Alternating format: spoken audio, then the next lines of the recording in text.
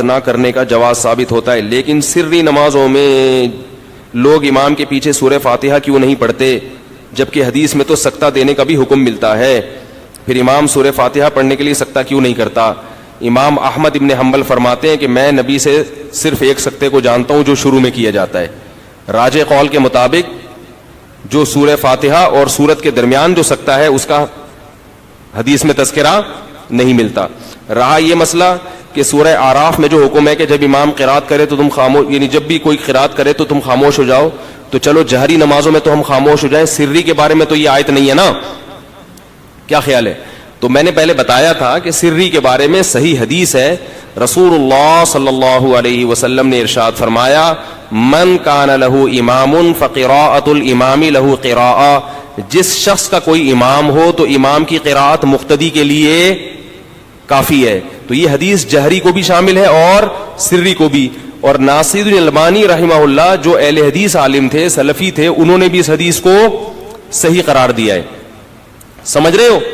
دوسری حدیث کہ دوسری ایک بات یہ کہ جو حضرات یہ کہتے ہیں کہ حدیث میں آتا ہے کہ لا صلاۃ لمن لم یقرأ بفاتحۃ الکتاب، جو شخص سورہ فاتحہ نہیں پڑھتا اس کی نماز نہیں ہوتی، یہ ہے نا حدیث میں.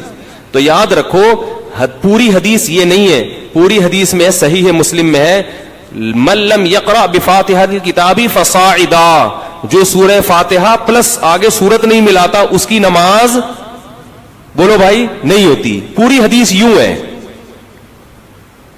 لیکن یہ الفاظ چونکہ بخاری میں نہیں ہے، یہ مسلم میں ہے، تو بخاری کی روایت تو بتائی جاتی ہے، مسلم والی روایت جو کمپلیٹ ہے وہ ذکر نہیں کی جاتی. تو الفاظ حدیث کے کیا ہوئے؟ جو فاتحہ نہیں پڑھتا اور آگے مزید قرات نہیں کرتا. تو جب آپ امام کے پیچھے کھڑے ہوتے ہو تو سب اس کے قائل ہیں کہ قرات جو فاتحہ کے بعد والی قرات ہے وہ نہیں کرنی. سمجھ رہے ہیں نا؟ چاہے جہری نماز ہو چاہے سری نماز ہو، اس قرات کا کوئی بھی قائل نہیں. جبکہ حدیث میں آتا ہے کہ اس قرات کے بغیر نماز ادا نہیں ہوتی. پتا چلا کہ وہ امام اگر وہ قرات کر لے تو گویا آپ نے قرات کر لی ہے وہ، کیونکہ امام کی قرات مقتدی کے لیے کافی ہے.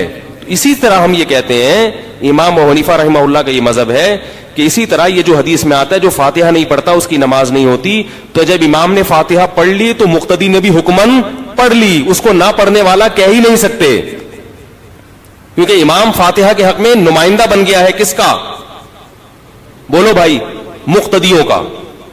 رہا یہ مسئلہ کہ دوسری حدیث میں آتا ہے صحیح حدیث میں الا بفاتحۃ الکتاب، کہ امام کے پیچھے خاموش رہا کرو سوائے فاتحہ کے، یہ حدیث بھی ہے. تو یہ حدیث ان دوسری حدیثوں سے کیا کر رہی ہے؟ ٹکرا رہی ہے. یہ دوسری حدیثیں بھی تو بالکل صحیح ہیں. صحیح ہے مسلم کی حدیث ہے انما جعل الامام لیؤتم بہ، امام کو امام اس لیے بنایا جاتا ہے کہ اس کی اقتداء کی جائے. فاذا کبر فکبروا، جب تکبیر کہے تو تم بھی تکبیر کہو. واذا قرأ فانصتوا، قراءت شروع کرے تو خاموش ہو جاؤ. واذا قال ولا الضالین، جب ولا الضالین کہے تو آمین کہو. وَإِذَا رَكَعَ فَارْكَعُوا، جب رکوع کرے تو رکوع کرو. تو یہاں اس میں بتا دیا کہ امام کی ذمہ داری ہے فاتحہ پڑھنا اور مقتدی کی ذمہ داری اس پر آمین کہنا. پھر قرآن کی جو آیت ہے وہ بھی علی الاطلاق ہے.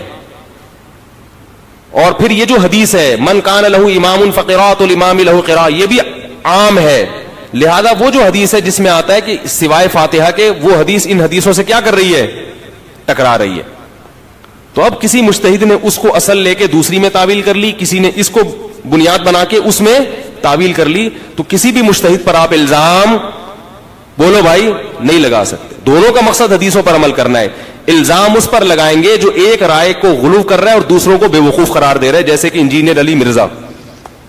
ایسے ایسے فتنے جو پیدا ہو رہے ہیں یہ کیا ہے؟ اس امت میں توڑ پیدا کرنے کا، امت کو غیر ضروری کاموں میں الجھانے کا ذریعہ ہے.